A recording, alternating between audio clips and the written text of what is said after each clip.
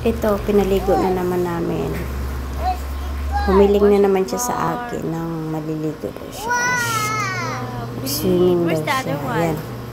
Pinasok ko na naman siya sa batya. Find it. Naglalaro siya. Yung babos at yung mga car niya. Where's the other one? Kasi ako'y naglalaba para mabawasan ang kakulitan niya. Diyan pa rin siya sa garden. The other side? Huh? The other side there. Hindi pa pasa yung ulo niya. Tahimik naman siya dyan. You can put the other one there. Nakakatuwa naman. I saw there.